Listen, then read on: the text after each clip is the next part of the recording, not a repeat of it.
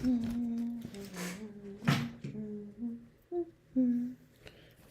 it out. Okay, wipe your screen, Charge me up. Oh, what did I say? Let me go ahead and get Candy started. Go ahead and get her started, Lord. Attention black folks who don't have enough saved for retirement. I'm going to give you some information today. I know it's going to blow your mind because every time I teach this strategy in my weekly workshop, the most common thing that I receive, the most common piece of feedback I receive from attendees is, oh my goodness, I had no idea that a life insurance policy or an insurance policy. Oh, come on, honey. All right, you guys, Arizona. Look at this sweater blazer with the turtleneck. With the turtleneck. Let me get logged in real quick. Arizona Web. Is an at-will employment state. What that means is that employers can fire you for any reason at all. Okay. It's not illegal for them to do so, but the question... Because isn't Erica from Arizona? She was Miss Arizona, right? Let me let her finish. Is it immoral for them to do so after the company rakes in $250 million? Oh, goodness. Wait a minute. Hold on. Don't do that. Don't do that. 200. Are we still talking about TPUSA?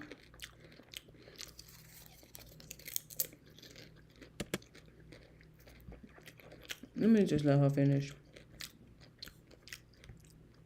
Off the back of its founder's assassination, and employees are working overtime to help make that happen. I'll let you guys decide because the stories that are coming out right now, first-person accounts over a round of firings, stories are stunning, truly stunning. We also now have a never-before-seen text message, which Charlie Kirk received, this time from a loving, very loving Christian Zionist donor. And I want to be clear, it reads to me like a threat. Again, I will let you guys decide. Let's jump right back in. Welcome back to Candace. A threat? Where'd she get this text message from? Who leaking texts like that?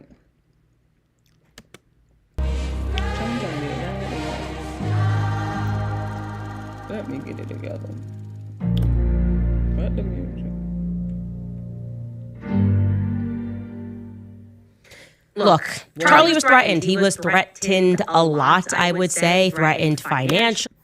Let me speed up a little bit. But last night, I was slow rolling.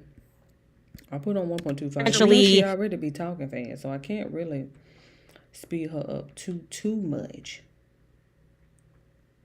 But last night, I probably got all the way to the end. It was like, oh, I got to learn how to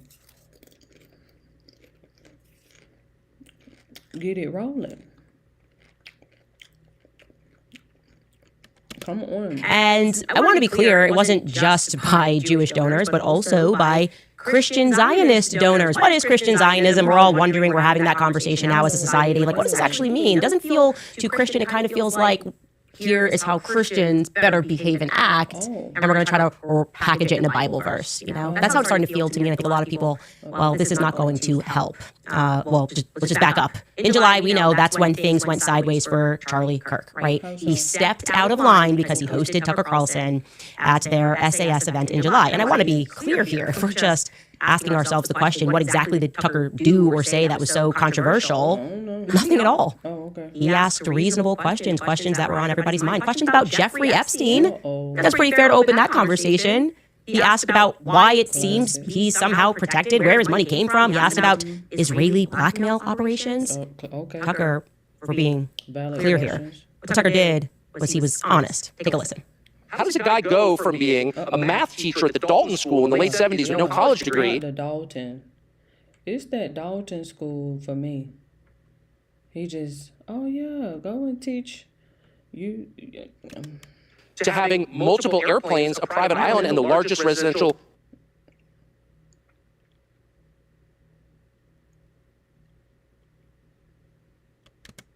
house in Manhattan. Oh, Where did all the money come from? where did your money come from, sir? Because we all would like to know.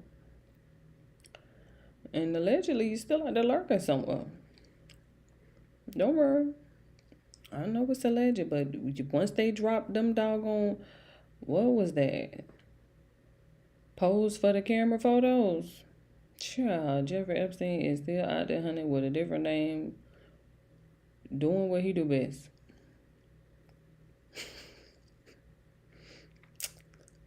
Doing what he do best. And no one has ever gotten to the bottom of that because no one has ever tried. Oh, And moreover, how so, Tucker? Please elaborate. Come on, I'm just trying to wipe your camera off before we get started, because you know that's always first thing first. Let me get my filter on. Hold on, because I think she has an option of. Let me slide it up a little bit, because it does have an ability to slide.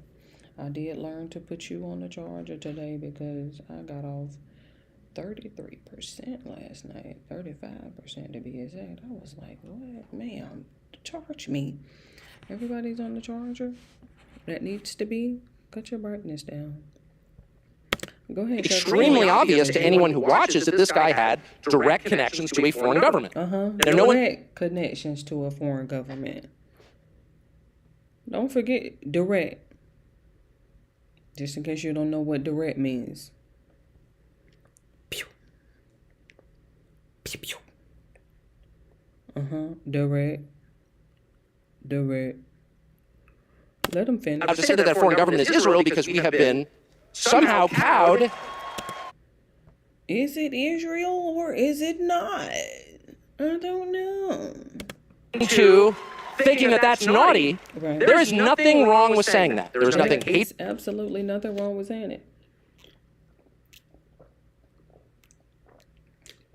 Congress said twice a year when they go over them. about saying that. There's nothing anti-Semitic about saying. There's nothing even anti-Israel. It ain't nothing wrong with saying it, because they go. Congress said twice a year when they go over them. About saying that. I've spent my entire life pretty much in Washington, where I knew and loved a number of people, including one very close person who worked at CIA. That is never. Are you talking about your dad? You could be talking about your daddy. Prohibited me from saying, I think the CIA has done some horrible things. Murdered a bunch of people, participated in the murder of a sitting U.S. president. It's got a whole trail of crimes. That doesn't make me a disloyal American. It doesn't make me anti-American in any sense. I was born here. My family's been here for hundreds of years. I love this country. That's why I live here. I love me some America.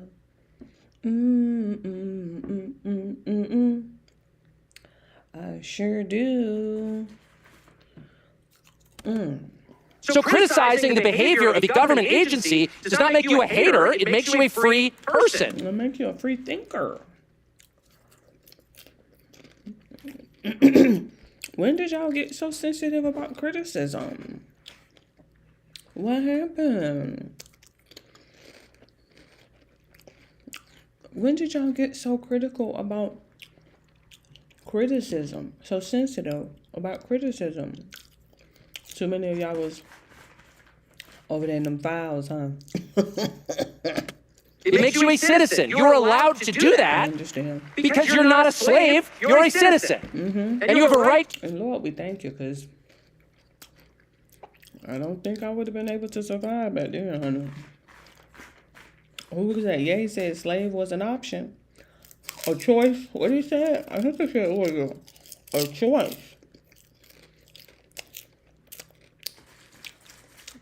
I was like, I wonder how he got to that conclusion.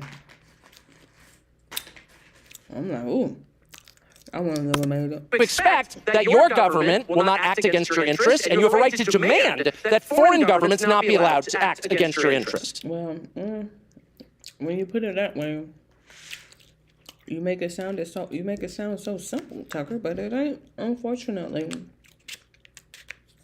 it just ain't that simple. He know that. He's saying it like it's simple, but he knows that it is not that simple. But demand. Child, I told you they'd be over there twice a year. That's not creepy. Creepy. It shouldn't be forbidden.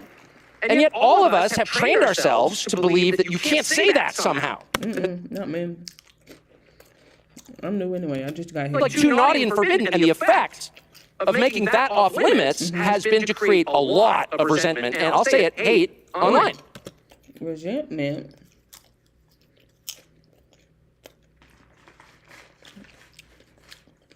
Genocide is wrong.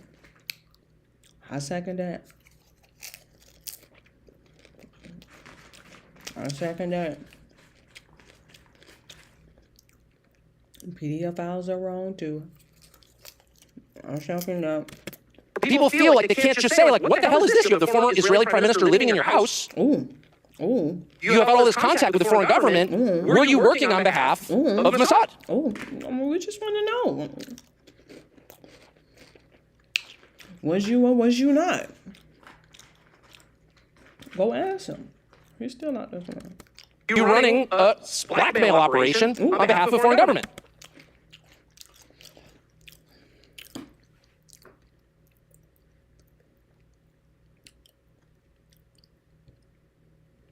I mean, that's pretty elaborate when you think about it.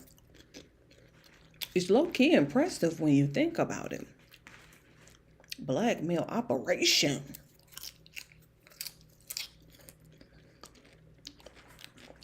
I mean, wow. Wow. Imagine that. He had a whole operation going on. I wonder where he get the idea from. I wonder who told him you would be great for this particular assignment. Listen, it's called Connect Team, and it's insane. I don't do schedules or timesheets manually anymore. And it works? Oh, like you wouldn't believe it. My team puts in their availability, I click auto schedule, and boom, there it goes. No more Excel, no more phone calls, no more group chats. Perfect schedule, like that. Damn, so all you gotta do is post it. Yeah, my team loves that it's just one app, so they see their shifts, they can approve it, and I know it's covered. But wait, what if there's like a last minute change? I mean, that's the afternoon gone, right? So in that case, I just blast a shift for my team to claim, everyone sees it, and I just assign the first one to pick it up. It literally takes 2 minutes. I'm telling you, it's all in the app. So they clock in, I can see who's working, who's late in real time, and their hours go straight to their timesheets, so I don't have to do anything. Wow. Yeah. Money. Wow. Oh, Tucker, but it is forbidden. You look out in an audience, they're cheering, they agree with you because it makes sense.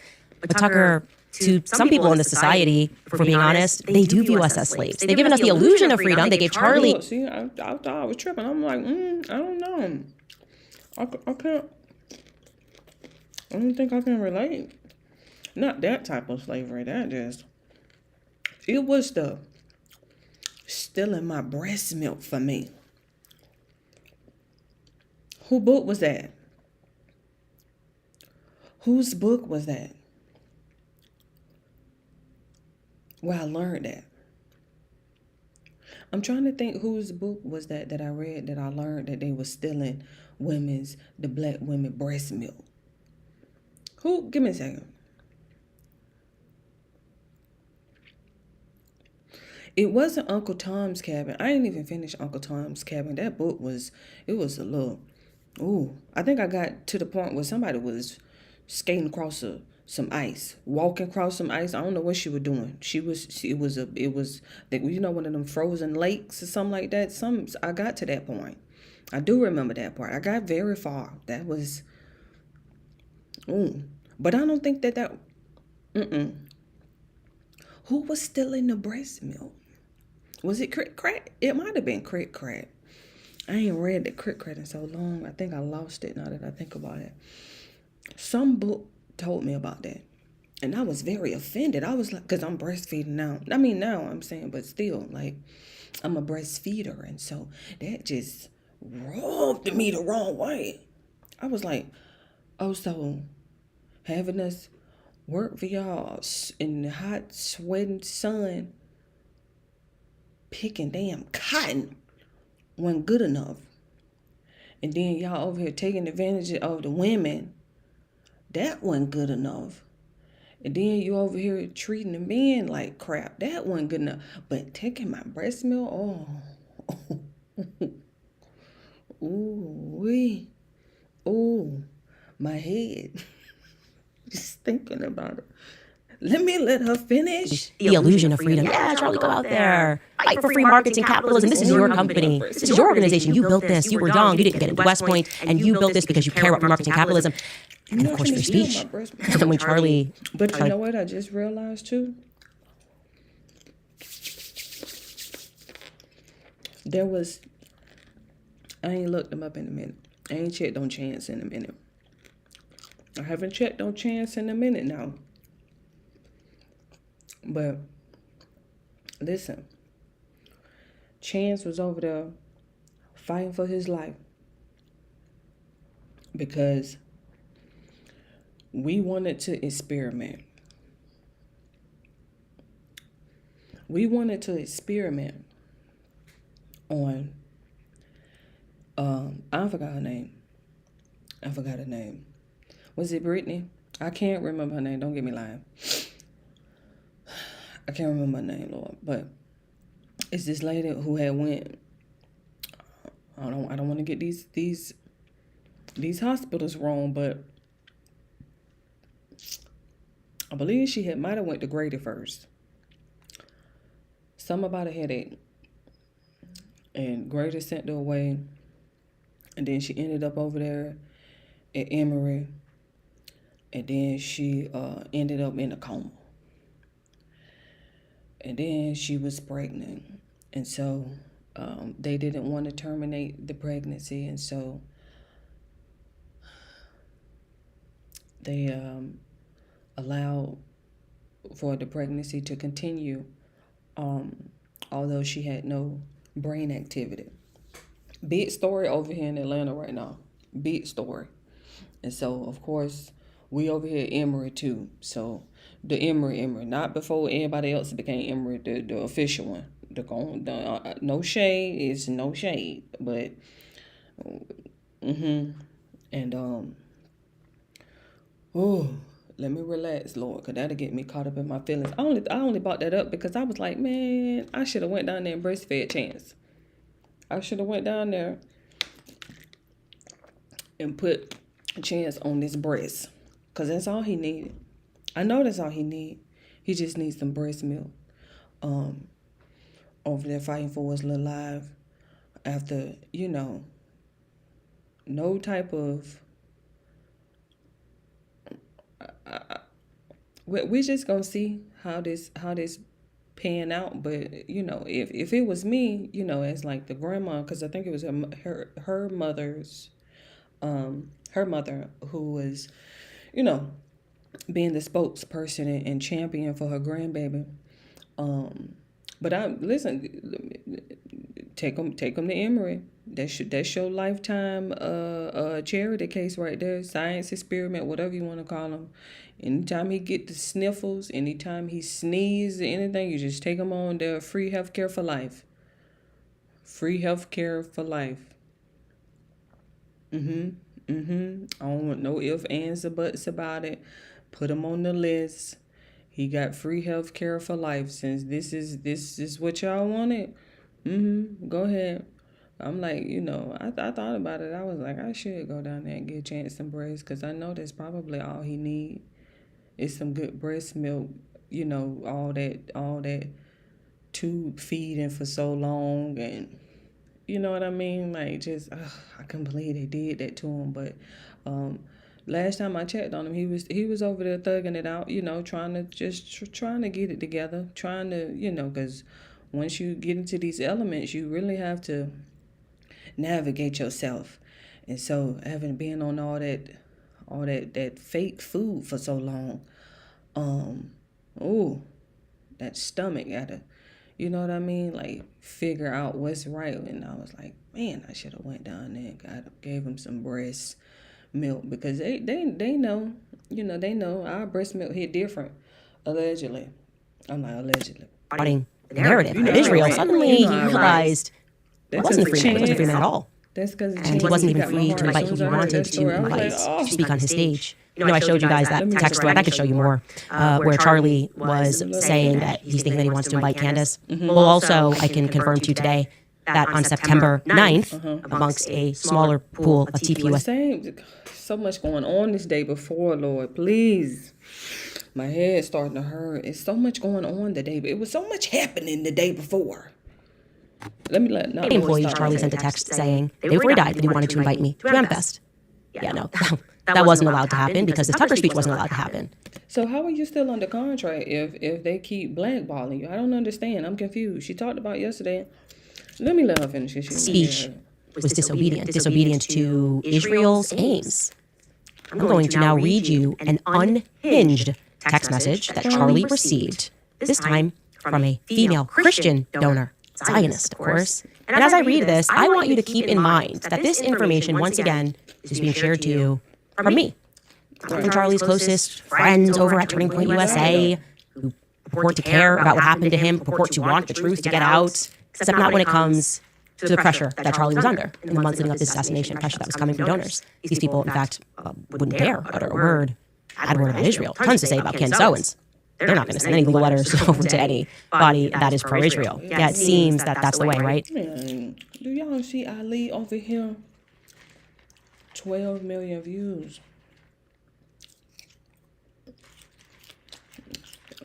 For a single second, do they want to betray the Israel narrative? Israel is a friend and ally, not just to the United States, but of course to Charlie Kirk until the very end. Now, I'm letting you know that I have copied and pasted this message and sent it to my team and sent it back because I want to make sure that where and who this message came from is not obvious. But this is a real message. Andrew Kovac can confirm it's real. Eric Kirk can confirm it's real. We have got to the point where literally anybody can build a fully working app without knowing how to code. This is Base 44. This is a first look at the current industry. Charlie Kirk received this. Let's read this. Okay. All the people that trusted you, Jews and Christians, including me. Slow it down with this exclamation point, ma'am. Why would you platform anti-Semites like Candace and Tucker? There are many evangelical Christian Zionists who would never give these people the opportunity to spew their hatred. I'm one of them. You say people are accusing you of being an anti-Semite because you disagree with the Israeli government. Well, what is it exactly that you disagree with? You threaten Jews and Christians with your 30 million followers. I didn't know he had that many. Are you kidding? Be very careful, Charlie. You are in violation of the 9th commandment by bearing false witness against your brother Judah. When was the last time you read your Bible, Charlie? She is talking crazy. All the people that trusted you, Jews and Christians, including me. Why would you platform anti-Semites like Candace and Tucker? There are many evangelical Christian Zionists who would never give these people the opportunity to spew their hatred. I'm one of them. You say people are accusing you of being an anti-Semite because you disagree with the Israeli government. Well, what is it exactly that you disagree with? You threatened Jews and Christians with your 30 million followers. Are you kidding? Be very careful, Charlie. You are in violation of the 9th commandment by bearing false witness against your brother Judah. When was the last time you read your Bible, Charlie? I'm coming to you as a believer. Genesis 12:3. Obadiah and many more prophets warned that those who curse Israel will be cursed. Your TPUSA Tampa event was a disaster.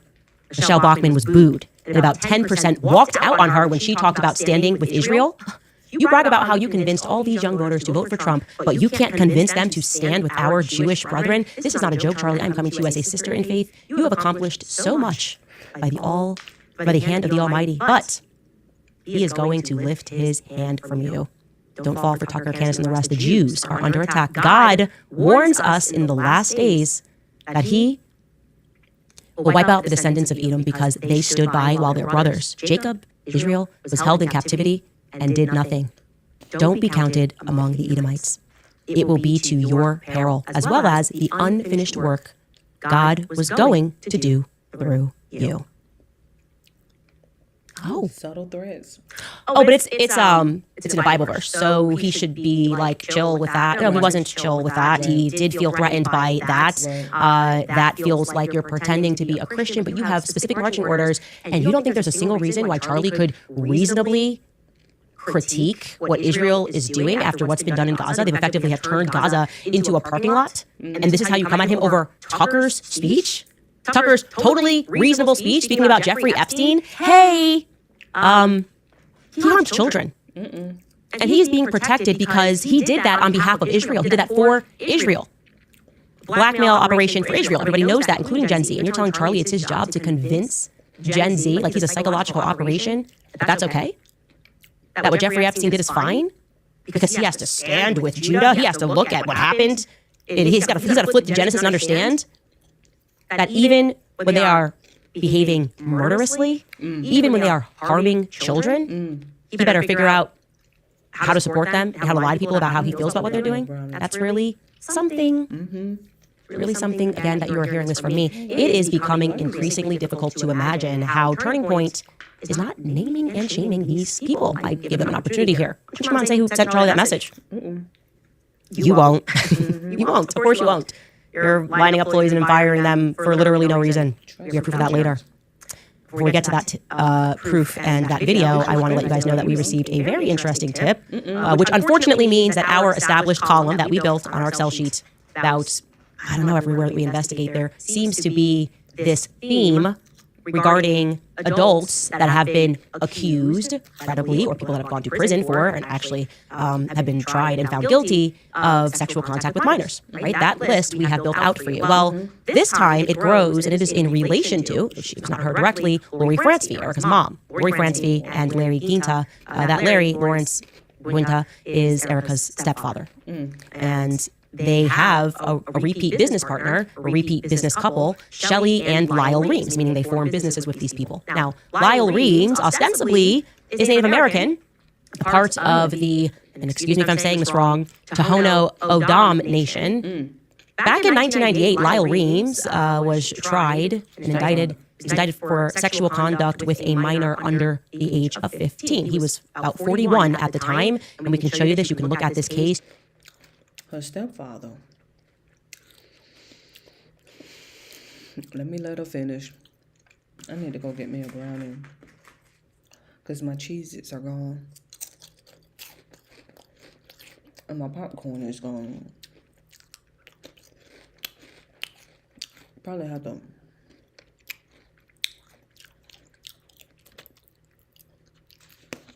re-up on that popcorn.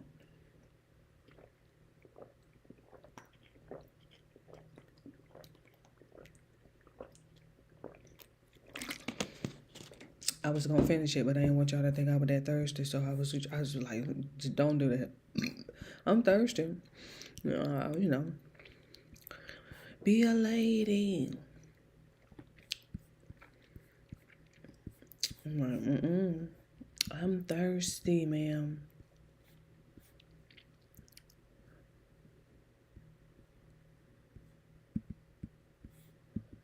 Wait a second, cause she doing too much. Move out the way. This is the stepfather. She said it was a common theme. Don't get no common than that. I'm gonna go get me a brownie. Give me a second. We can find the camera so that way you won't be nosing when I stand up. Let me go get me a brownie. I'm gonna probably fill up my popcorn again.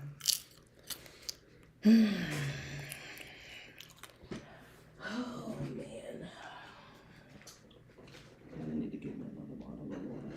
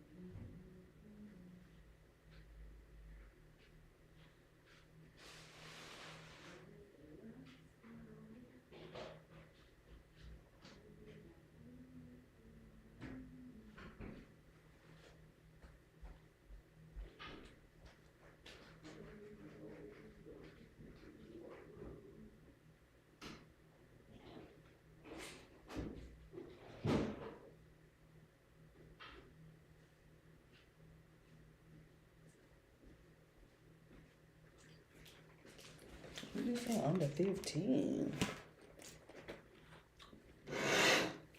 Stepfather. Oh goodness. Let me sit down. I don't know why I didn't get me no knife. I did get me some graham crackers and some peanut butter. Cause we got Kevin from Just Thought Lounge coming up with candies after this, so, and it's, please, excuse my chair. Sean, Seth Miller be jumping all in this chair all day. All day. I just had to put the screw back in there yesterday. So I did get a little bit more. You need to be on the charger. Every time I look up, you be... Just play. Just play. Whatever happened with the stepfather. And scroll through to understand what happened. The case made its way through the court system for a year and a half, during which time the young victim even gave a victim impact statement before the case was dismissed without prejudice in 1999. What?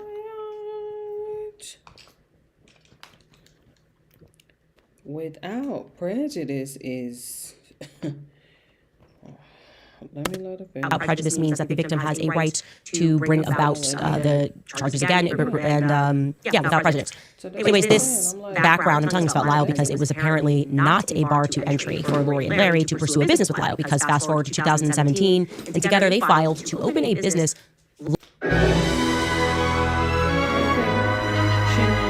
Watching the artistry, it was breathtaking. It was When is it? Oh, it's coming up next Tuesday. I don't know, because we're supposed to be having a little snowstorm, so next Tuesday, well, technically this weekend, but I need to treat myself. I've been wanting to go to Shein for so long. Just to see, the vibe. Y'all, I be wanting to catch the vibe. I want to go see it though, for real. She got all that music playing, so I'm not gonna be doing all that in the background. I don't know who music that is, but I'm gonna go. I'm gonna treat myself. So beautiful. It was almost heavenly. Let me get on the body. Located on a Native American reservation in a town called Socoton, Arizona. Maybe it's Socoton.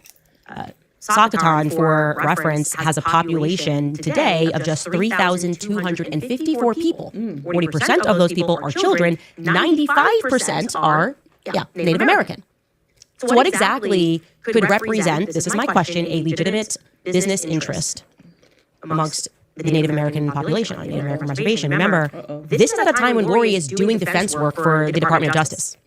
That's what she moved to Arizona for. What's their interest here? According to the formation docs, the business that they filed is called Desert Spirit Tech, LLC. Okay? Her name here is now Lauren, Lorin, rather than Lori, which is other business documents. And then looking through these docs, the place of business listed for, the place of business that's listed, full stop, is 26 Rose and Thobe. Okay? Well, that address does not appear to exist. Rose and Thobe is an intersection. If we can pull this up live so you can see what we're seeing. If we're wrong, we're happy to correct this. But Rose is its own street. Thobe is its own street. The intersection, which we're going to zoom in on here, is let's get in close there. Because there's just maybe one building that you could maybe say was on Rose and Thobe. Yeah, okay. Right there at the corner. We don't have a 26 Rose and Thobe. That doesn't exist. Okay. Maybe it's that building. That's the only thing that looks like a building to me. Again, I don't know what that building's doing. There's another business on the same road that is owned by Mr. Lyle Reams and his wife Shelley, which is called Generation 7 Farms. In theory, it should be right next door to Lori and Larry's Spirit Tech, as its address is 21 Rose and Thobe. Sadly, alas, we cannot find that one on a map either. Maybe you guys will have better luck. But what we can discern from the filing of Desert Tech is that Lauren Fransky is listed as a 20% stakeholder in the business. Larry Greentown, her husband, is also listed as a stakeholder and as the business's registered agent. What is not immediately discernible, however, is what exactly this Spirit Tech does. This is a very interesting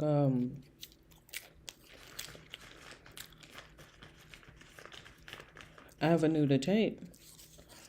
But then again, remember, she received a cease and desist from TPUSA, which means, Erica, you ain't off the hook. I'm like, So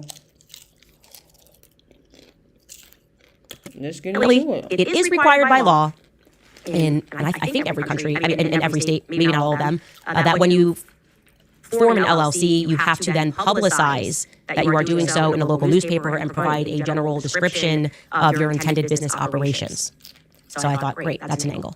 Oddly, however, Larry, who, by the way, is an agent, remember, he's the registered agent on the business, Larry and Lori and the other two decided that for this business, they would issue the public notice in the Arizona Chinese News, okay? Here is proof, which they filed with the state, of their public notice. They got notarized by Arizona Chinese American publication saying, hey, we did it. We ticked off that box by filing about what our business was going to be. It's done. Cool. This is in December 2017. You can see the state received it on December 6th. They signed this on December 1st, okay? Now, the Arizona Chinese newspaper, by the way, that's recognized. You can do that. It's not illegal. It's recognized by the state as an optional publication to meet the requirement. But as far as publications go, it's a bit obscure. It's not exactly accessible to non-Mandarin speakers. This is the website, so good luck trying to source a 2017 LLC public notice. Seriously, good luck. If someone finds it and you maybe receive this publication, which goes out once a week, please email me at moretips@candiceowens.com, because I would like to know what this tech, Easy Tech, Desert Tech, Euro Tech, all of these tech companies do exactly.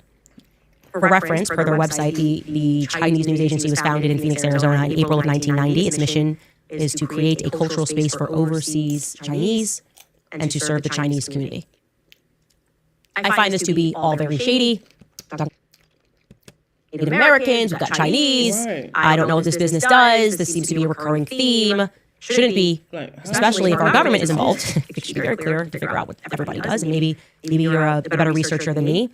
And it's especially shady given the fact that it looks like, and I'm going to prod that narrative further, that also back when Lori Francie formed Eurotech, there was another shady character involved back in Cincinnati, Ohio. Ooh. Scribe is how 4 million people turn processes into step-by-step guides. The hardest part of any job, I don't care where you work, is answering the same questions over and over. You're going to want to see this. That's why there's Scribe. Go to scribehal.com, click capture, do the task once, and Scribe makes a step-by-step guide you can share automatically. You ever walk someone through a... This seems to be a common theme, and we need to look into it further, and I promise you that I am now going to, because I don't like when people send legal letters to my house with telling the truth. I just don't like it. Anyway, we'll be right back after a brief break, and I'll tell you about a recent round of firings happening at the company. All right, you guys, there's very clearly a war on truth right now. You feel it, I feel it, and the biggest weapon that they have is the algorithm, rewriting history and redefining morality to fit a broken secular agenda that has completely erased God from the conversation. That's why I use Magisterium AI. Because it's not just about the past, it's about how to live right now. And I'm talking about the toughest questions that you face, questions about suffering, marriage, and the purpose of life. And unlike the other AI programs out there, Magisterium AI actually brings the receipts, meaning every single answer is backed by original sources, citations that you can click and verify for yourself. I'm talking about 2,000 years of wisdom from the saints, popes, and fathers of the church. It's a knowledge base that grows daily from their exclusive digitized work inside the pontifical universities in Rome. It is the #1 Catholic answer engine in the world for a reason.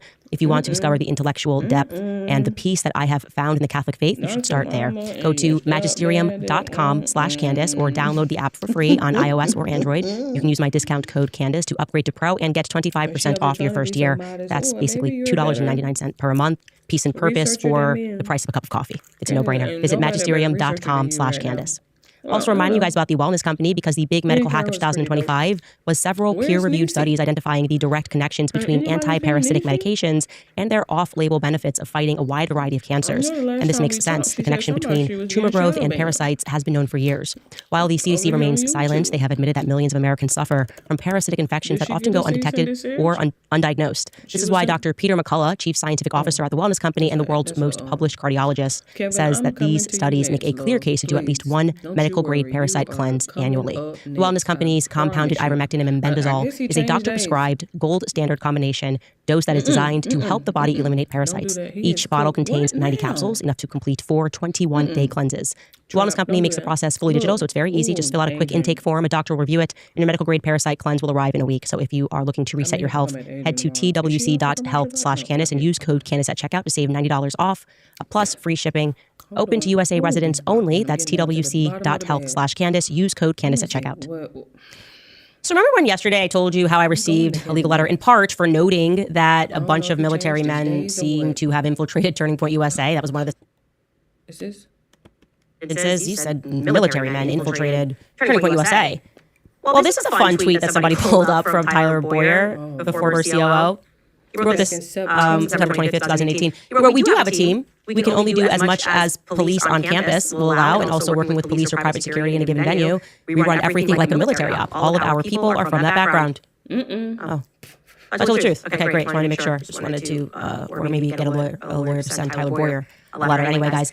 I'm going to get into this firing thing. I have a lot now. A lot. And I got to organize it over the weekend and things to give to you guys. And it's good because we're about to have a snowstorm and I can kind of plug in. Exactly. I'm like, you was trying to talk about this shit yesterday. You over here talking about them Beckham and all these people. Girl, come on. So I still don't understand what caused it. I can't get to the root of what happened. But what I can tell you is that one person got brought into an office by Andrew Colbert and was told that the CMO got into an Uber car and asked, just striking up some conversation with the Uber driver. I was like, what do you think about Turning Point USA and like the Charlie Kirk thing? And he starts saying, oh, well, I actually have a daughter who knows somebody that works Turning Point USA, and maybe she doesn't like stuff that's going on at the company. The Uber driver was making small chat with an executive at Turning Point USA and said his daughter knew someone, and that person had potentially said something that he didn't really love Eric. She didn't really love Eric at the helm. Anyways, Andrew Colbert hauls this person into the office and starts asking about this Uber conversation. And of course, the employer's like, I literally have no idea what you're talking about, and says that it was completely untrue, almost like they had fictionalized it entirely for some other reason, for some other unknown reason. Anyway, another person who had worked there gets called into the office by the general counsel, thinks that they are being brought in because they're going to get a raise or a bonus because apparently, which makes perfect sense, things have been insane, obviously. They are all... really have been working nonstop. Think about the size and scale of the event that they put on at Charlie's Memorial Service. They had AmFest. They had a huge donor thing at Mar-a-Lago. So everyone's been killing themselves, and no one's getting raises and bonuses. And yet, according to this person, Turning Point USA has brought in $250 million since Charlie's assassination. Good luck proving that I hurt your... Candace, I'm over here on take two. Just give me a second. Give me a second, because a window keep expanding and I was in full screen.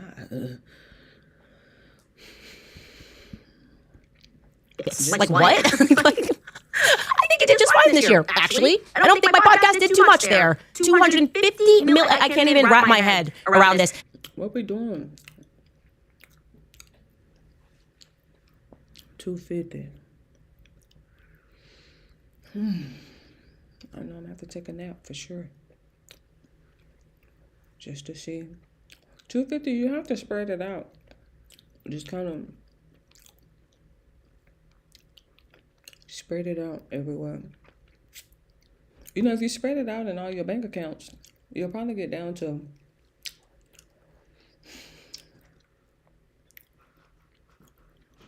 really don't want to be left with about maybe 10 million if you spread it out like everywhere. And then once you pay off all your credit cards, you know, then you'd be good. Because when you spread it all out, you got to think about like your checking account and that savings account, your checking account and that savings account. You know what I mean? Then you got what is that? The investment accounts and stuff like that. If you into crypto, going over there, no shade, but 250, I mean,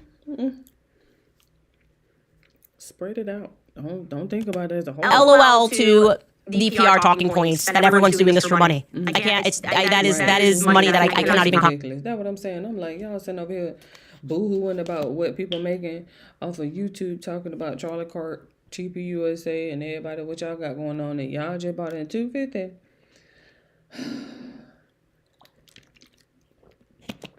Y'all so disrespectful. comprehend outside of random articles written in the Hindustan Times where people think that my net worth is $200 million and I have 72 houses. Yeah, that's what's happening at Turning Point USA. Anyway, another person, that person regarding the Uber thing, then said, if you want to know my actual opinion, to Andrew Colbeck, if you want to know my actual opinion about Erica, you can just ask me. And he proceeds to go, okay, and then she kind of then illustrated that a lot of people just feel like outwardly the company is presenting like they're one big family. We're one big family. But then actually a lot of the employees feel that that's just a public presentation, that Erica doesn't even know their names, that only a handful of people even have access to her. And so it doesn't feel like the same company. I think that's a reasonable thing. Anyways, fired, goodbye. Within the same day, maybe the next day, actually I'm not completely sure, another person gets hauled in, thinks that she's getting a raise, and actually they just tell her that she's fired.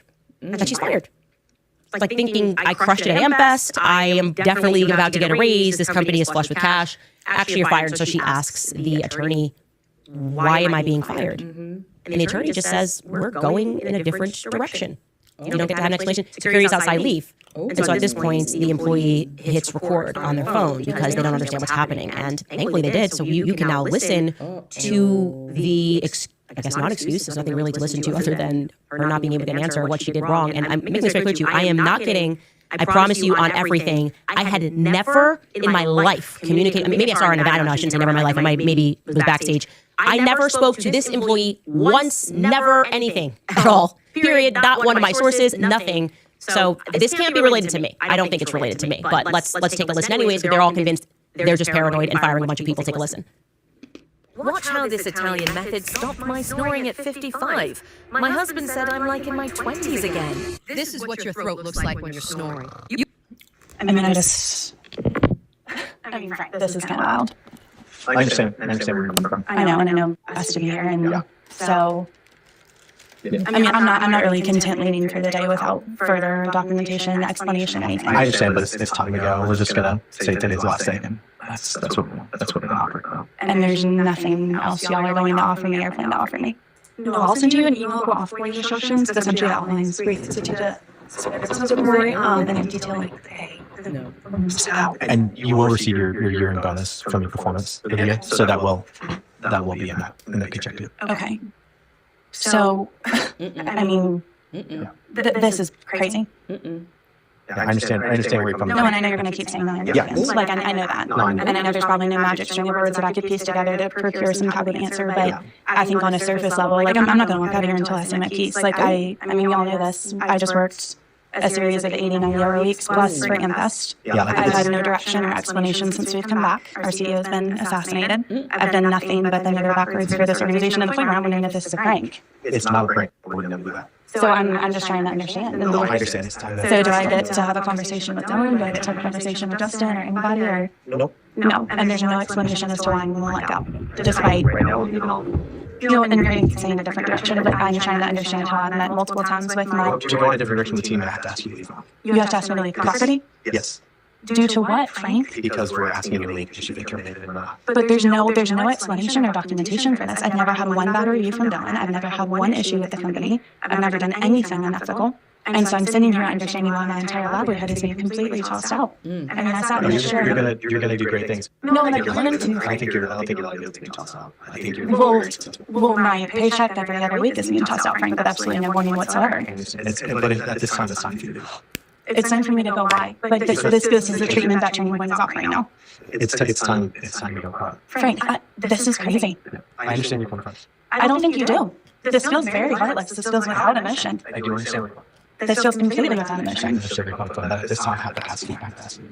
Frank, I'm really not content doing that. Okay. Because I know that when I leave there, my credential's not going to get back in, and I'm never going to have the opportunity to speak with somebody at this company as to why I'm being terminated after never having my performance questioned, after never doing anything wrong, after working tirelessly through the death of Charlie. This is wild. And you can, like, that's completely unsatisfactory. And so I have to come home tonight with no plan, no understanding, asking for clarity multiple weeks in a row. And I'm confused. I sat in your office when that whole DC situation happened. And you said, and I quote, that if you don't get that job, I'm going to personally think that you got screwed over. And now I'm sitting here and I'm getting screwed over in a completely different capacity with no explanation. Yeah, I understand where you're coming from. At this time, you know. So there's going to be absolutely no explanation as to why I'm terminated. And so when I go to my next job, I can explain as to why this job door's closed. We're going in a different direction. That's not an explanation, Frank. It's the explanation that we're providing now. Providing from who? From the organization. From who though? Justin, from From Dylan, the from... organization. I only speak to the organization. I don't So different direction means what? Losing people that bend bigger backwards for the organization, losing people that would be willing to do anything for the organization, losing people that haven't done anything wrong. Like, I understand what you were saying, and your take on it, but now it's time for you to go. So I've given you time to say your piece, and then it's time for you to go. So. okay, well, this is... I honestly can't even imagine this at all. 80 to 90 hour weeks. Your CEO just got publicly assassinated, and you've not stopped working since. You think you're going in because they're going to be like, hey, we've made $200 million, and like, we see you. And they say, we're moving in a different direction. And we're actually, you're not even allowed to speak to everyone that you just worked for. You're not even allowed to see this, and they're just having beefy security guards there to walk you out. She is correct in saying that this is heartless. Is it illegal? No. You can do this. A lot of the stuff, as we've said, a common theme here, is what Turning Point is doing is legal, but it's also immoral. I wouldn't do it. I would be so honest, like, look, we appreciate obviously everything you've done, even killing yourself. You know what? We're a little paranoid schizo right now, and we just don't know who to trust. We gotta get rid of everybody. Erica has no trust. That's why she doesn't want to be in here. She doesn't know who's actually the person leaking. Give that girl something. I've asked, and I've spoken to a few of the people. That same person that you heard, their general counsel, then showed up at someone's house. The setup here was crazy. What happened to this next girl is crazy, okay? Marina Minas, this is the Uber chick. Okay. Yeah, Marina Minas, she, I don't know, I guess she's the one out here. I shouldn't say sniping employees, that's not the right analogy to use, especially given the circumstances, but she's kind of involved in a lot of this for some reason. Her name keeps coming up. And so another person set up this kind of fake Zoom. This employee is part-time, and kind of set up this fake Zoom meeting. And so she's at home, she's logged in, this meeting, and her phone's ringing. I'm going to say allegedly, but this is what happened. Allegedly, her phone's ringing nonstop. She doesn't recognize the number, she doesn't know what's happening. She's still on this call. Eventually, she picks up, and it's the general counsel. And he's like, hey, I'm outside. You're fired, and come to the door and let me in to get your work computer. And let me tell you something right now. If you try to delete anything, just so you know, we've installed something, and we'll know that you did it. She has no idea what's happening. She's home with her kids, alone with her kids. There's no husband there, nothing. And so obviously she just complies. My sense when I hear that story is they thought they were going to find something. They thought there's some sort of paranoia going on. Maybe they thought the same thing with this girl. They were grab the tech and they were going to find something. Then this girl, but rolling up at someone's house, like what? The girl in room 21 isn't real, but her story is, and it's happening to children in our backyard every single day. Every day in America, more than 300,000 sex ads are posted on. Dude, this could have been an email. No one watched what's on this computer. You're good. You can literally read what's everything. This is wild to me. Again, same exact situation. I had never once spoken to that person. Not through a third party, nothing. Never spoke to that person either. It seems like a little bit of paranoia is going on, but the manner in which they are handling this, I don't know, guys. What's your vibe? What's happening here? What could have happened that would lead to this? How do you treat people like this that are actually, I would say, remarkably staying bottled up and they should have been leaking if this is the stress they've been going through. I mean, working 80, 90-hour weeks and just being like, peace, goodbye, nothing. Again, if I'm a major donor to Turning Point USA, this ain't it. This is not it. But also, maybe you're the kind of donor that sends Charlie those kinds of messages. She's so sassy. I love it. That damn candy's so sassy. I love every ounce of it. Oh, I love every ounce of that sassiness. It just makes my heart warm and bubbly on the inside. That sass. I don't know. What has them tripping out like this? What has them tripping out like this right now? They done started turning on employees.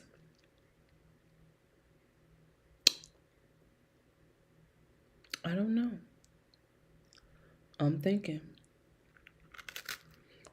it has to be something, but I can't quite put my finger on it.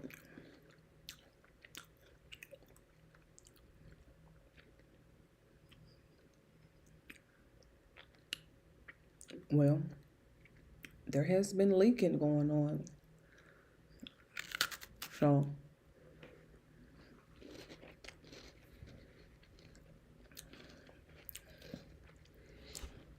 we do need a good whistleblower though when I think about it. Now that I think about it, we do need a good TPUSA whistleblower. Please stand up. I could use a good TPUSA whistleblower right now. Now that I think about it. I would make my 2026 right there. You like it. You're into that. It feels like the right thing to do. Like everybody's got to go. And it's giving paranoid and it's giving cult-like, but this is not it. Anyway, we'll have a lot more. We also now are in possession of a Zoom call, which Erica held as the new CEO just 5 days after Charlie was publicly assassinated. And one of the strangest things is that she recommends that if employees need time to grieve, that they take time off. What's strange about that is the employees are like, don't you maybe need to you take time off because your husband just got publicly assassinated. They thought it was very strange, and apparently she didn't. Now everyone's saying she was in the office every day with Stacey Sheridan. I told you that's like the chief fundraiser lady. They're in the office every day following Charlie's assassination. They got to that $250 million, so I guess it was worth it. But the people thought it was a bit off-putting, and we have that call, and I can confirm that's not hearsay. That is true. She does recommend that they need to. They take time off to grieve, which is nice, but also makes me mildly uncomfortable. Anyway, you guys, we will take a brief break and we will come back. All right, you guys, if you are a homeowner, you need to listen to this. The FBI has been warning homeowners about a type of real estate fraud that's on the rise, which is title theft. This type of theft does not happen by breaking down your doors and stealing your stuff. It happens with a one-page document with a forged signature that gets filed at the county. If your title, which is the legal record of ownership, gets transferred out of your name, criminals are using your ownership to drain your equity or even sell your property, and you won't even know about it until you start getting collection or foreclosure notices in the mail. That's why I've partnered with Home Title Lock so that you can protect your equity and find out today if you are already a victim. You can use my promo code Candace at HomeTitleLock.com and you'll get a free title history report and a free trial of their $1 million triple lock protection. That is 24/7 monitoring of your title records, urgent alerts to any changes, and if fraud occurs, their U.S.-based restoration team will spend up to $1 million to fix it. That's HomeTitleLock.com, promo code Candace, or use the link in the description below. Also reminding you guys about American Financing, because between groceries, travel, and higher prices, it is easy to feel overwhelmed, especially if you've already find yourself relying on credit cards to cover the basics. If that debt is piling up for you, you should know that you're not alone. If you're a homeowner, you might have considered reaching out to American Financing, but maybe hesitated because you don't want to give up the low mortgage rate that you're enjoying. Well, that's why American Financing created the Smart Equity Loan, a simple, smart way to get your finances back on track without giving up your low mortgage rate. Unlike a HELOC, which can fluctuate with the market, the Smart Equity Loan offers a fixed rate, so you'll have one predictable monthly payment. It lets you use your home's equity to pay off high-interest debt, free up your cash flow, and still keep your existing mortgage intact. There are no upfront fees to find out if you qualify, so call 800-795-1210. Again, that's 800-795-1210, or visit AmericanFinancing.net/Owens. AmericanFinancing.net/Owens. Imagine being able to build an app with your name on it, just by thinking about it. Meet Base 44, a complete AI creation platform. Describe what you want, and watch it take shape. That didn't look like the same day. You can plan, customize, and expand in any direction. The same. Somebody in the chat said the way that girl fired was evil and it was just not Christian. I totally agree with that. Your reason can be anything. This is actually a true story because I was going through so many emotions after Charlie's assassination, and I just communicated that to people. And we definitely, obviously, went through some changes on the security front, which makes sense because I think all of us in the world felt unsafe when somebody who's a good person can be assassinated in broad daylight. And I was very happy with my current security apparatus and sort of said to them as we were changing things, like, this is me. I was like, you've done nothing wrong. I am just beyond paranoid, and here's what I have to do to solve my paranoia. I just kind of blurted at them, you've been amazing, this is totally a me thing, it is not you. And it was great. It was such a healthy conversation. They said they totally understood and that they knew that I was going to have these sorts of concerns. And I said, I hope I could work with you down the line. I'm sure down the line I could come back to you in 12 months and feel totally differently. But right now I'm just in a certain state right now that this doesn't work for me in this moment. Again, they were fantastic. There was no reason other than me needing to feel like I needed to make some changes. So they could have done that. They could have been honest and said, you've been amazing and we're a little paranoid right now and we just have to go through some changes. There's no humanity in that. And I do agree with you that there is a lack of Christianity in the way that that was handled. And the fact that she thought for a second it was a joke because of how hard she had worked. It's sad. It genuinely is sad. And she's not the only one. She's just the one person who had the wherewithal to go, let me hit record because I don't know what's happening right now. Anyway, you guys would like to support this show. We've got merch on the website. You can also buy our autographed bundle. It is the hard copies of Make Him a Sandwich and Blackout, both hand signed by me. Telling you guys, we have a massive snowstorm coming tomorrow, which is changing a lot. The South shuts down when there are snowstorms, and we have it coming on Saturday. Long story short, We have a wedding that was supposed to be on Saturday that's now happening tomorrow. So for the book club, we're making it earlier tomorrow. You might be at work. If you are, you can still catch it, of course, on the website, but you probably won't be able to catch it live. I hope you are. It's going to be tomorrow at 11 a.m. Eastern. So just giving you guys that little update. It'll be earlier than we had initially anticipated to accommodate all the changes to our schedule over the weekend because the South does not do snow. I'm a Connecticut girl. We do snow. Tennessee, they don't do snow. Life shuts down for about a week. Let's read the top comment from last episode. It is from Miss Sways. She writes, "We need an Erica Kirk series, just like the Brigitte Macron series." Well, I do want to do perhaps not an entire series, but a couple of episodes dedicated to that, which we have been working on in the background to give everybody something solid. There's a lot of, like I said, innuendo online, some things that are true, some things that are not true. But I do think, given the size and scale of this company, the public does deserve, and since the media is never going to do it, the mainstream media apparatus is never going to do it, something that is solid and backed by facts and documents that tells you about who this new CEO is. Because I think it's fair to say she is not Charlie. I can't imagine Charlie would have allowed that to happen. That made me so uncomfortable, and I'm sure made the rest of you guys uncomfortable to listen to. But hey, the good news is we're getting a lot more information about Turning Point USA. So there is, I guess, sort of the natural karma to that. Some more comments from today's episode. Gray Scout writes, Candace Owens, Ian Carroll, Baron Coleman, Glenn Greenwald, George Galloway, Scott Ritter, Jeffrey Sachs, Ryan Grimm, Jeremy Scahill, Amy Goodman, Jack Valley, David Grush, George Knapp, Bob Lazar, and Dr. Stephen Greer Hart. Thank you very much for saying that. Rosario writes, why can't she spell out G-O-D? It reminds me of how Erica never says Jesus Christ. She just can't say it. She only ever says the Lord or God. I wonder which Lord and God she's really talking about. Biblical Israel was a people, not a land or its government. You will not get a disagreement with me. I am Catholic about that at all. And I think, like I said, Christian Zionism has been put on trial this year, and I'm happy for that. I think we're all awakening, and this is clearly not a religion, a religious philosophy at all. They act like a cult. The behavior of them is like a cult, and it's always with this veneer of your loving Christian sister is telling you this, and you're like, why do I feel like you're going to harm me? But you are citing biblical scripture and trying to create this illusion like this is coming from the heart and is somehow not a threat. Maybe Turning Point will come out and say who that message is from. We'll see. Jason Blake writes, you do us and Charlie proud. Keep up the good fight. Thank you, thank you, thank you for the work that you do. The world is gay. Christ is king. All the best to you and yours. Thank you so much.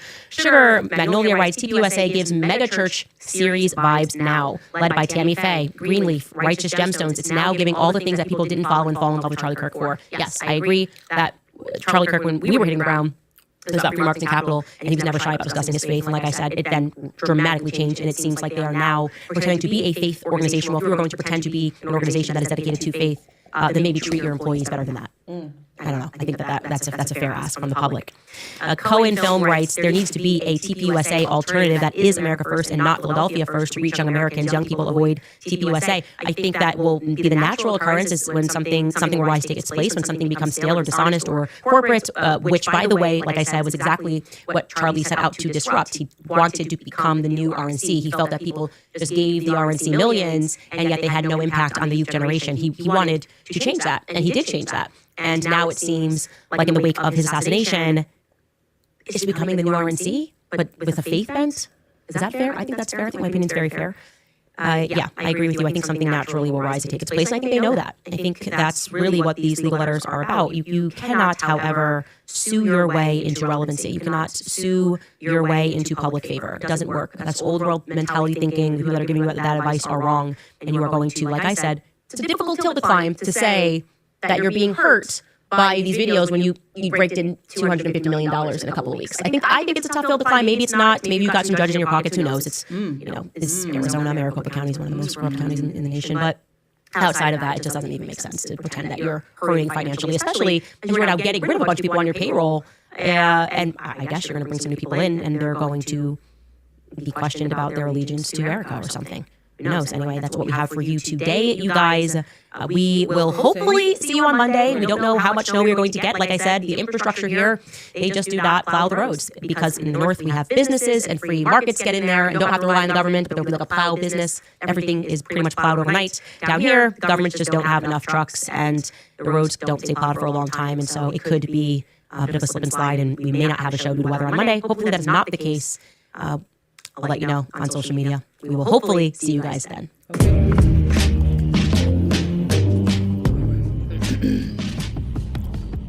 just gonna keep moving because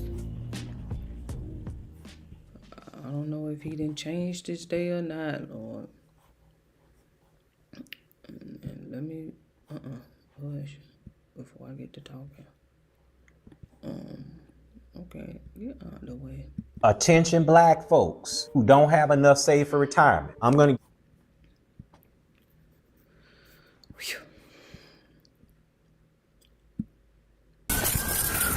The discovery police made inside an apartment in Englewood, Colorado in the spring of 2023 was said to be the most gruesome they had encountered in decades.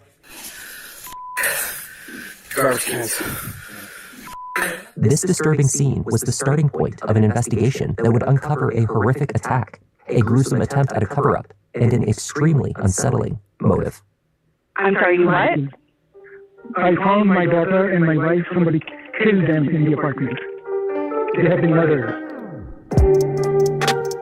Hi there, I'm Kevin, and welcome to Just Thought Lounge. Today's case takes us just outside of Denver, where a pleasant spring evening turned into a horror show for the residents of one building on Englewood Parkway. This tragic story is a reminder that you never know what your neighbors may be up to. Let's take a look.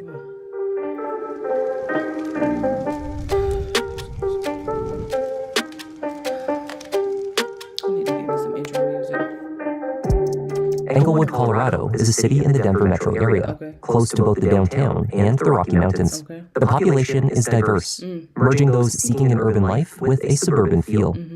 The area has a strong focus on community. On March 25th, 2023, at approximately 6 p.m., the Englewood Police Department received a call from a local resident. 911, where's your emergency? Yes, ma'am. This is Reggie McLaren. I'm calling from Art Walk Apartments. Apartment 10308. I came around 3 o'clock and I found my wife and my daughter murdered. I'm sorry, what? I found my daughter and my wife. Somebody killed them in the apartment. They have been murdered. Okay, how do you know that they're dead? Well, I am here. They are dead, because the guy who entered, he was trying to take them in a trash can or whatever, but he couldn't do it. So I just... Are your wife and daughter still inside the apartment? Inside the apartment. I'm saying, you okay? Yeah, thank you. Okay. And how were they injured? Can you tell? But, ma'am, I am very disturbed. I have no idea.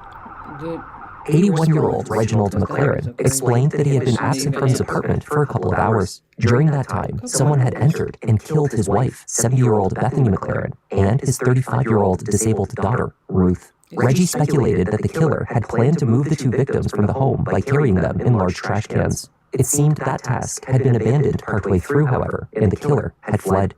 One of his nephews was the likely perpetrator, he claimed. He provided 2 of their names to the operator. He said they were both involved in gang activity. But how were they hurt? Were they shot? Were they stabbed?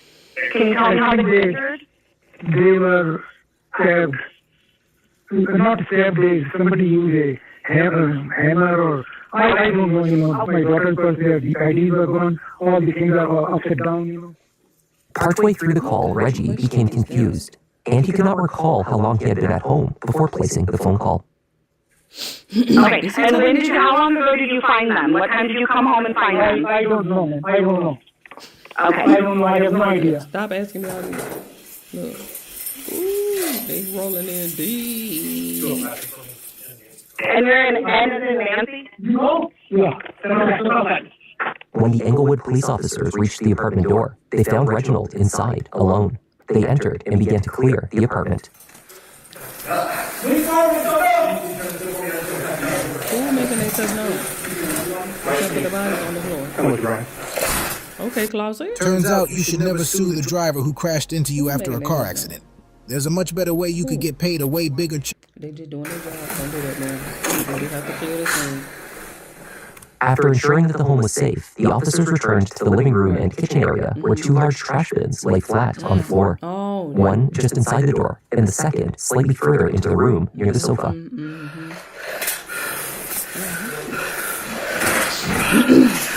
Fuck. Garbage cans. Fuck. Yeah.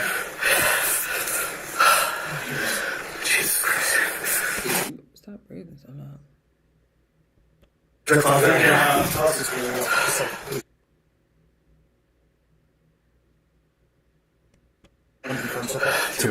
There's two? There's two. You going out with you?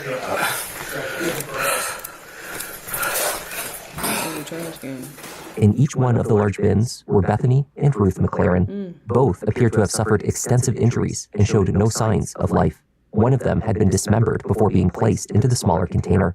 A single paramedic was promptly called to the scene to give a formal time of death. Nora, 308 is the apartment number. Sounds like husband came home, finds his wife and daughter deceased.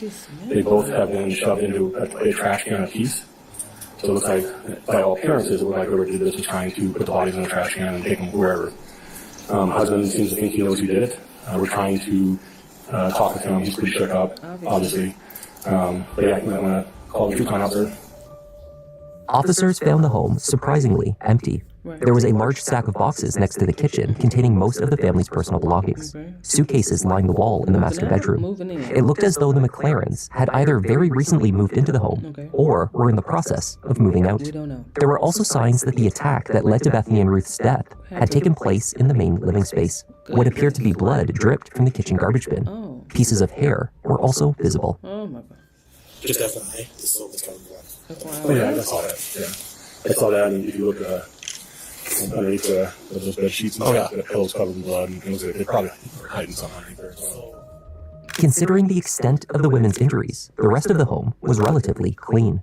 The kitchen and bathroom sinks, as well as the bathtub, showed indications of a cleanup. It would appear that whoever did this took extensive steps to clean up the crime scene, as well as purchased. It looks like either purchased or found 2 large trash cans and a significant amount of blood splatter had that. Again, it looks like whoever did this tried to clean it up. There were a few items of particular interest. The bins, obviously, which showed no signs of dirt or wear, suggesting they were quite new. An axe was found sitting just inside the closet door next to the unit's boiler. It had not been wiped clean. A handsaw also sat out, though not as dirtied as the axe. It, too, would later be determined to be a key implement used in the crime. Police did not locate a hammer. Wife and daughter. What knows? Oh, no. Who's the guy who just came out of here? That's the wife or the husband and the dad. So husband found wife and daughter. And so he thinks he knows what it is, something about a hammer. We probably need to do at least a quick rand on him and just talk to him and see what information we get. If the suspect's out, about his underage to the public, we need to find it out as quickly as possible. How does he know this? How does he know he knows who did it? That type of thing. Yeah. Reginald McLaren was escorted down the hallway on his way to the station to speak further with detectives. The elderly man was feeling ill from the experience, but was able to articulate a few key facts about the suspects. Oh, it took us so long to say that. They can meet there. Does he have suspect info? Yeah, he says he does, yes. Do they live here? They live, the suspects are their nephew here. No, they are here. They are not here. You can give me the phone number or something. He says he thinks this is nephews, or gangs. Okay. Do they live here? Do they live at your apartment? No. Okay. Do they live in the school complex? They live 720. 205. Okay, hallway. Okay, just a little bit. We got quick suspect info. Not on site here. Possibly used to live near the station on Jefferson.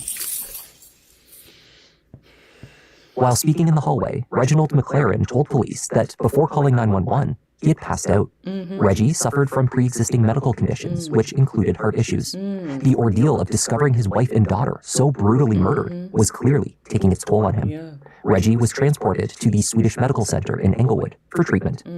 Meanwhile, officers and investigators back at the building began learning what they could about the McLaren family.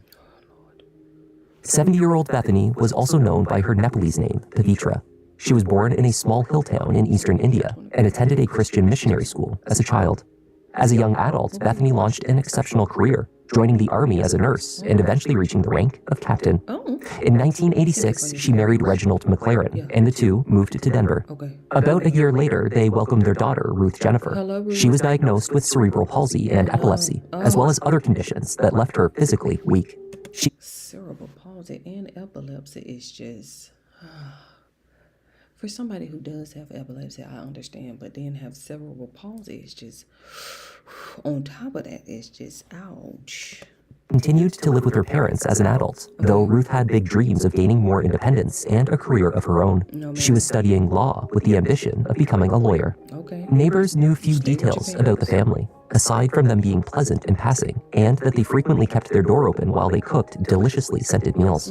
Nearly everyone interviewed by police gave a similar response. The McLarens were a quiet and polite family. You want to talk to the neighbors, Will? I say that because I think he's Will that was spoken to the gentleman. Okay, his name is Will. His name is Will. Will and Ken, they both live in that unit. I hope they're okay. But Well, to be 100% honest with you, mom and daughter are deceased. And so we're trying to figure out what is going on. So that's why I'm asking you so many. yeah, okay. Yeah. I guess I could have led with that before I started asking you, when are you coming back? No, sure. Yeah, so we're trying to figure out what's going on. Yeah, okay. Neighbor Will told officers that he was one of the few residents of the building that would speak with Reggie on a regular basis. All right, Will. So she can give you a little. It's kind of creepy though too because I don't even know his name. Sure. A day or two earlier, the older man told Will that he was moving out of the building that Saturday, the same day that he would instead find his family murdered. Curiously, Will had seen Reggie come and go from the building that morning without any boxes or belongings. He showed no signs of moving from his apartment. He came over to me the other day. I was sitting in the garage and he was like, "Can you do me a favor? We're moving out on Saturday." And I was like, "Okay." And he was like, "If it's after hours, can I drop off the keys to you?" And I was like, "Okay." I told him my apartment number.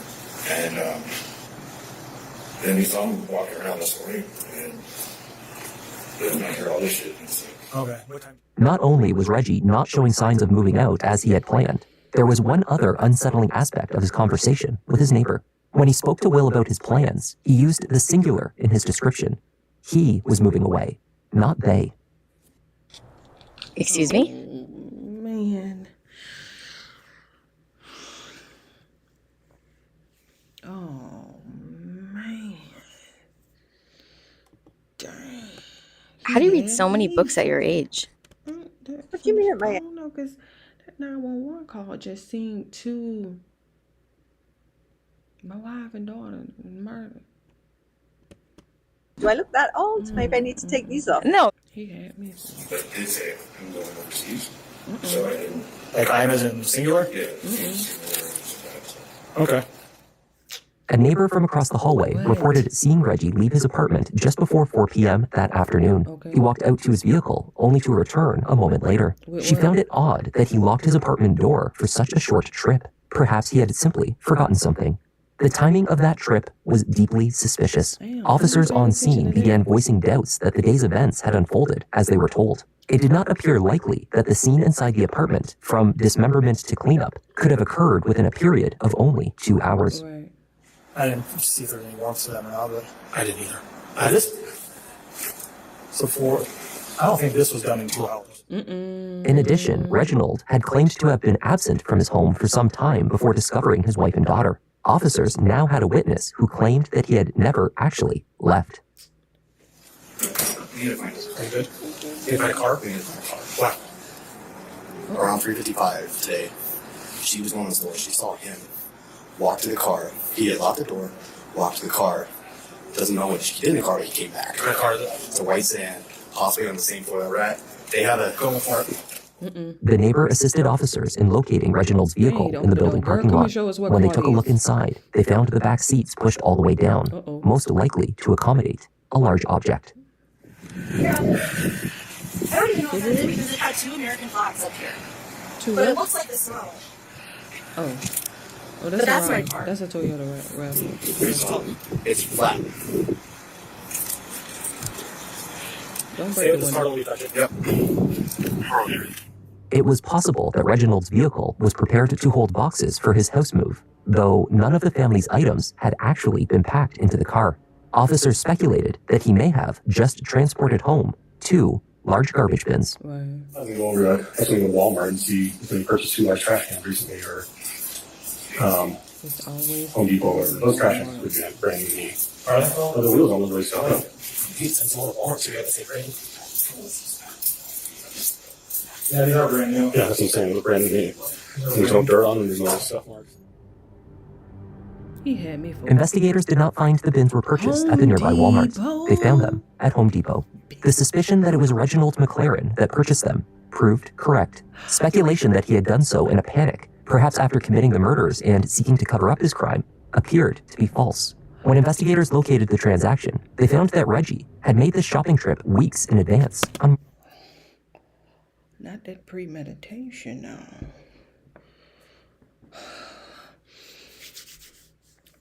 You know, we rarely get somebody over there at Home Depot. You know, it always Walmart. I'm like, put Home Depot on the map. Oh no, we was just at Home Depot last week. Don't get me started.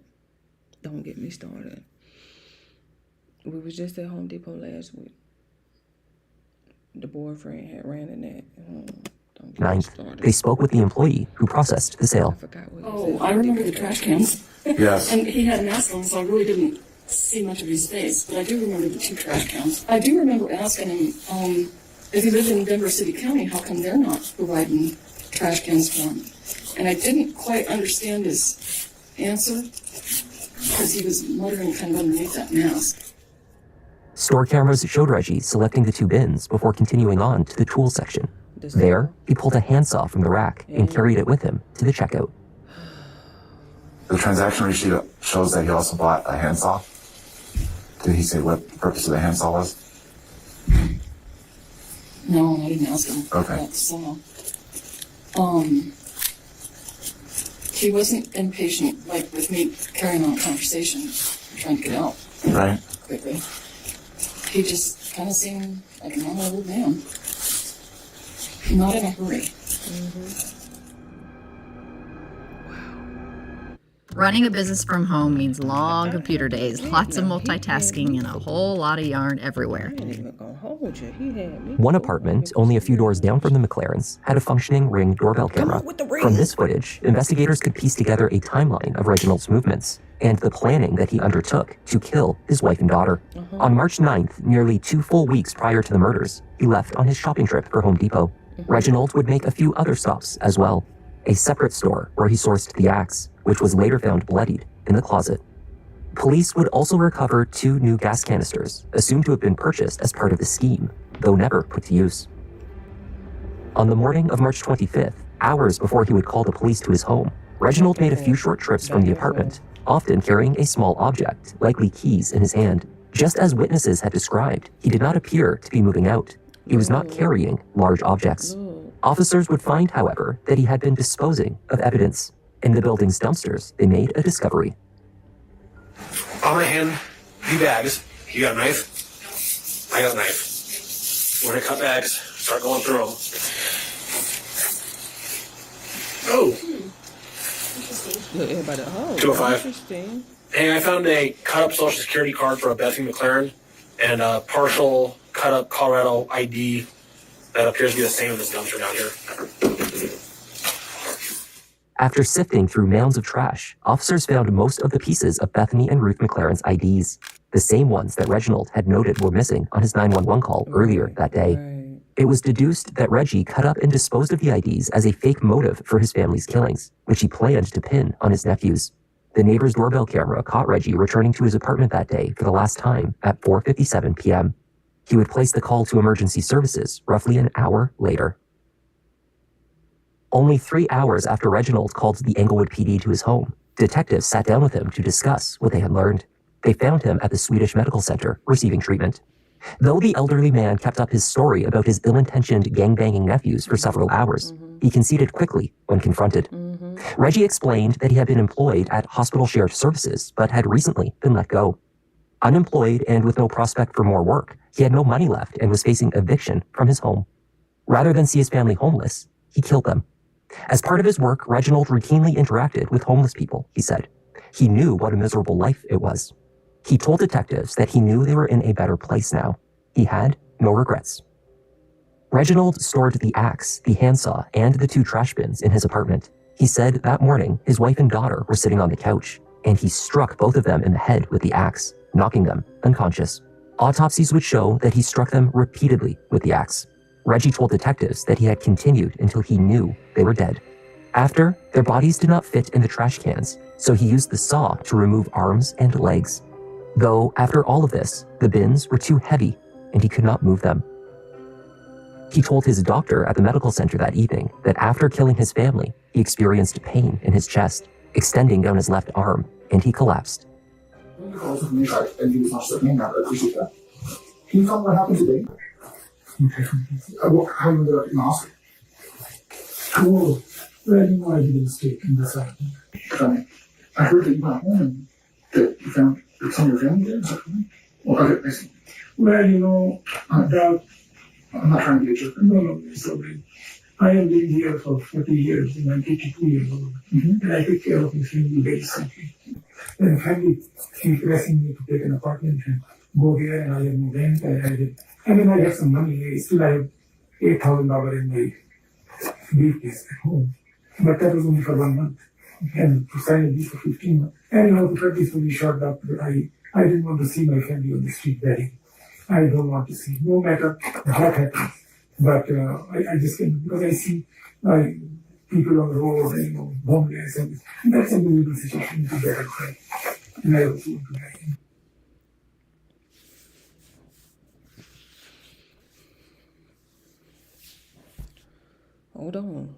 Hold on. Let's dial it back, Reginald.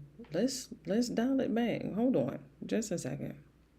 First of all, shout out to the savings account. He has $8,000 currently saved. So we're going to give him that. He has $8,000 currently saved. But then he also said that was only just going to be for 1 month.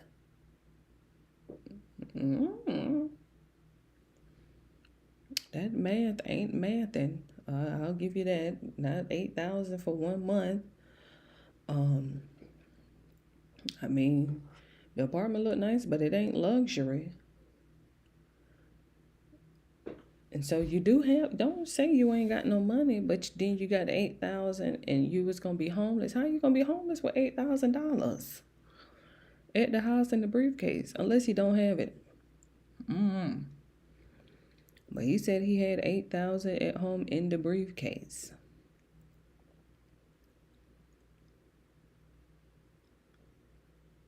I don't want, they in a better place. He didn't want to see them homeless. Like they didn't have family that they could have went to. We could have went somewhere. It ain't always just homeless. It's homeless shelters and things of that such, transitional housing and stuff. It ain't just on the street, especially with $8,000. Oh my goodness.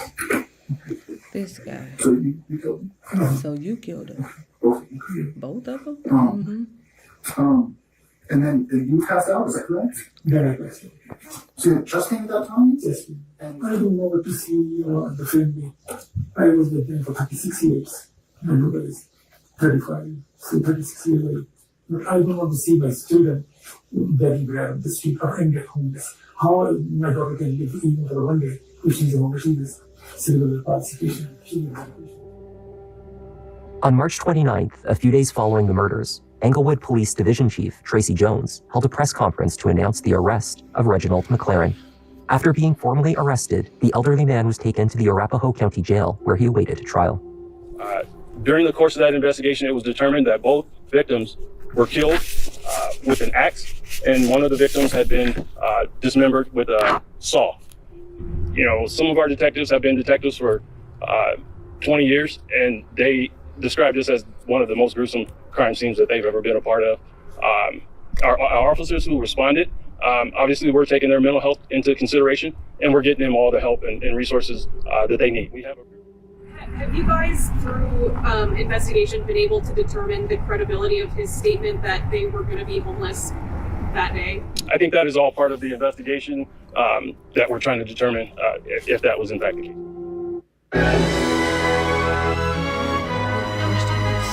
Watching the art, the artistry, it was breathtaking.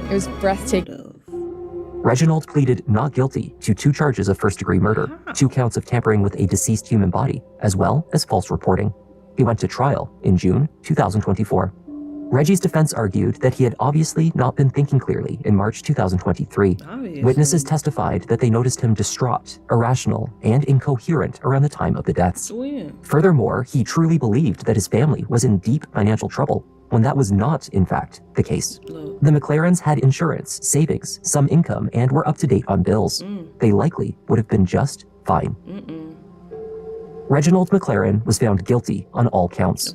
On July 10th, 2024, he was given 2 consecutive life sentences without the possibility of parole. The prosecution had a very good case, and they just reiterated all the pre-planning that had gone into these murders.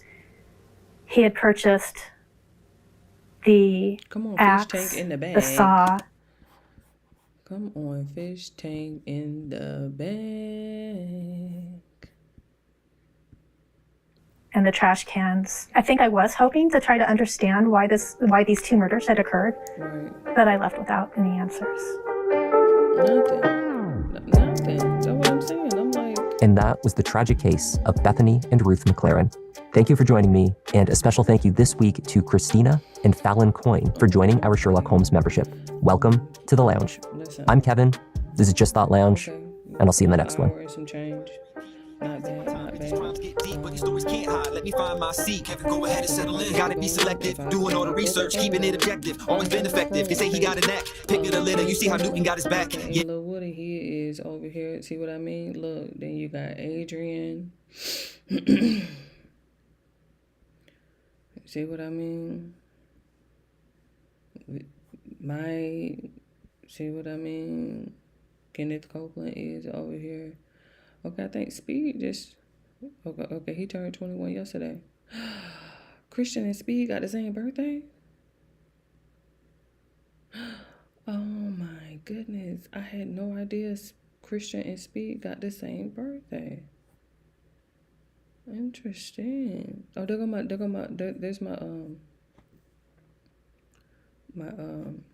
my short family. My family. Yes, will be my high score.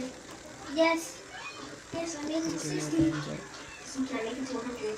How are you going to make it to 100? I'm at 70. I was going to find your Jimmy. Oh, I found mine. It's a short, so it's going to be like... Yes. I'm at 90. No, it was 100. I think Koa is over 70, I believe, if I'm not mistaken. So there goes Seth. See, I used the filter. This is the filter that I use over here. Not yet. It's not ready. It's not ready. How many happened? I got 20. Okay, remember to... I'm going to play a card game now. With this guy. You know, because... I'm at the dragon card. Me too. I think somebody is over here to my left. If I'm not mistaken. And so... recording on my family channel.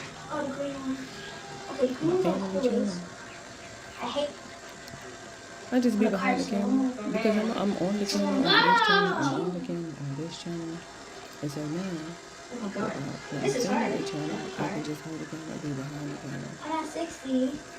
I'm just sitting here recording them. Everybody on their iPad. It's not ready yet. They're playing the same game. Let me see. Oh my God. That's not ready. He's eating the lollipop, and he had to ask, "Is it ready?" Because he'll get one of them Dum-Dum lollipops and just bite it. I'm like, so you have to eat the lollipop, bro. We're about to get ready to brush our teeth. Yeah. Do what? Go to bed. Brush our teeth. You just had a lollipop, didn't you? Right. You need to brush your teeth. Yeah, for sure. Madeline. Aw, man, I know 145. Where you stand at, man? Right there, and one on the floor. Okay, my position 100. You can give the chair a break. You can give the table a break. Come over here and sit down. This guy. Come to the sofa. Not yet. No. You have to come to the sofa first. You have to come to the sofa first. And then you can buy this. Mm-hmm. Let me find some more again. Look at him. Look at him. Look. Oh, no, don't try to rev it up. Don't try to rev it up. Don't try to get louder. What happened? What happened? Now we get my point ball.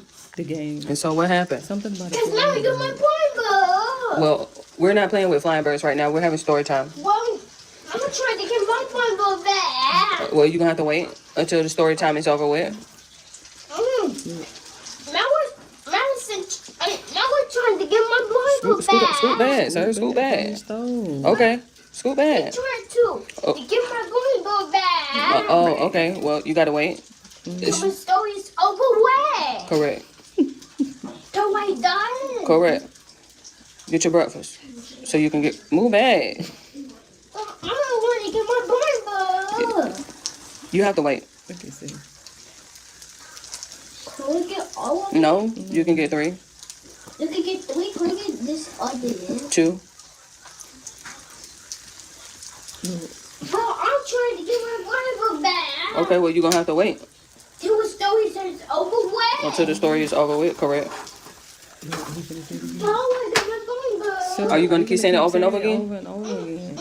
No. You're not. Don't sit down I'm and trying to eat. get my point ball back. Okay, you can get it when story time is over with. I can get it when story time is over with. Correct. He has been formally diagnosed with this thing called echolalia, and so even when he can't control it, saying it over and over again. That's why I'll have to like, you're gonna keep saying it over and over, because that's the only way he'll like snap out of it. If not, he'll like get caught up in it. Look.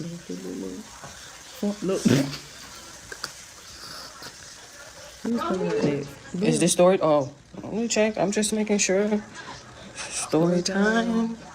Story time. When you guys Yes. What are you guys doing? What's your story time about? I'm reading a new story. What's your story time about? I love donuts. Oh, It's rocks. I love donuts too. I love donuts. Donut. What's your story about, Madison?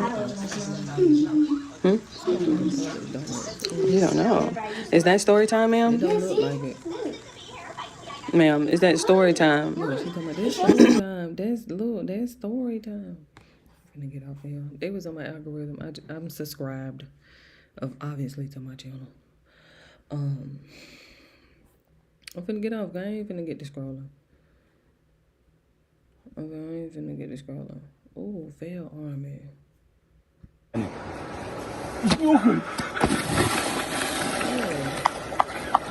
Do you know if you put... Dani.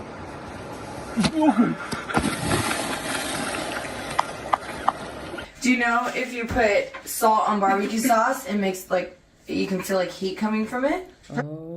My husband used to ejaculate prematurely until this. My hubby is ejaculating so fast, and when he gets so anxious about it, it's starting to feel like a chore.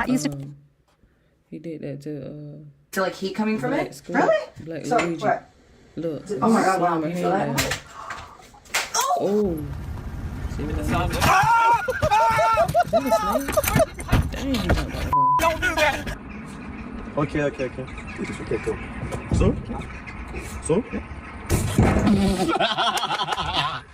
Hi, man. A Holly Jolly Latte with almond milk.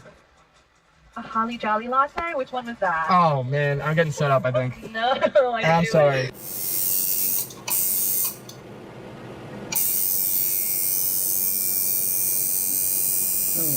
Oh, my goodness. Oh, gates. Okay. I know what it is! Shh. There's a spider inside when I open it. Well, go on then. Open it.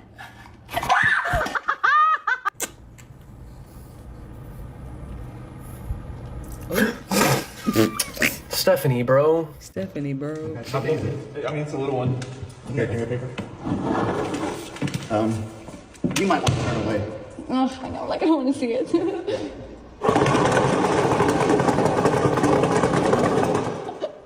It's an effective method. Look. So silly. I'm out. $1 for what? Okay. Oh, it's gonna kiss her. Susie. What? Not drawing Sorry, wait, hold on. What are you doing? Hold on, what are you? Oh my. Okay, lip injections.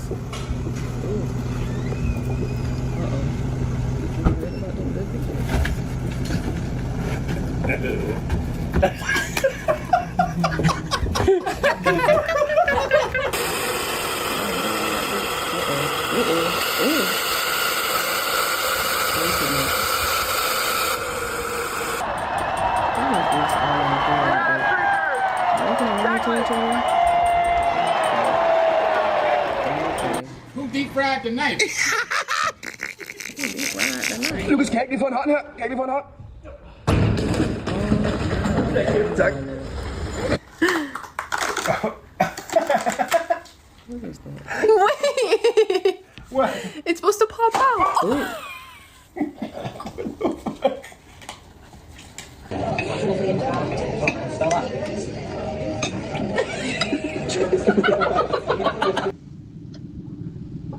Hello? DoorDash.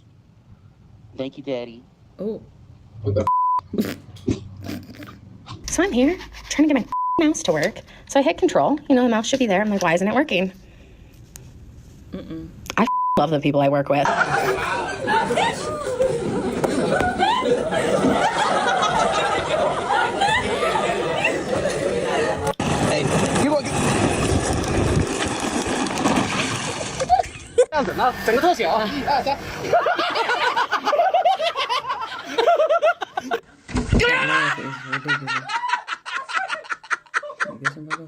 Come here. Ooh.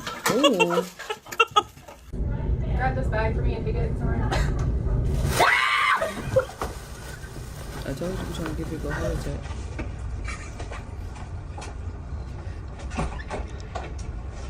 Told you. All right, I'll see. Let me see.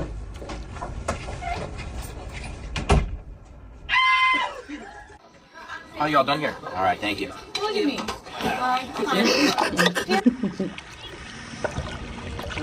What y'all doing? Don't fall. What is this?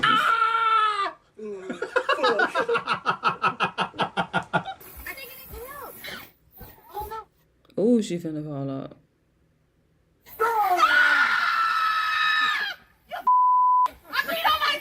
Want a treat? You want a treat, buddy? You want a treat? Got your ass.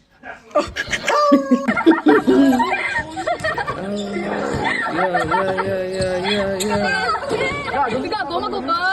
right, guys. This is a sign to watch your little sister's candy. I'm finding poison everywhere. Poison. Poison. Poison. Poison. Poison. Poison. I just know. Poison. I just know. Hershey's, give me that. Ooh, that's finna break. Oh, y'all so good. Oh my god.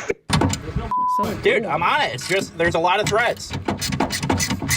There's a lot of threads. You're almost there. It's starting to tighten. So, nothing. It's is this the Bushman? I'm taking his stuff.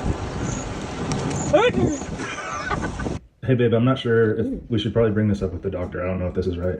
Oh my god. Look how they got her elbows.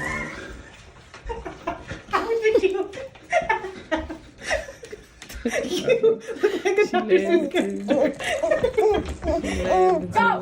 I did was I catch Oh my god, I've never seen somebody get so many in! Not one single.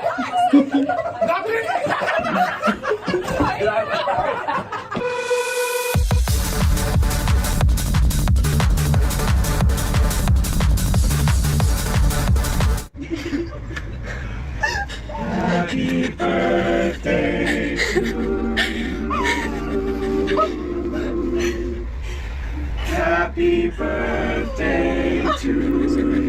Imagine being able to build anything just by thinking about it. Meet Base 44, a complete AI creation platform made for anyone with an idea. I was like, I'm gonna get distracted. And I don't like to do that. But in the meantime, I'm finna get out of here. I'm technically getting out early when you think about it. Like it's 12:30, 12:22 to be exact. So in the meantime, in between time, let me bring you up.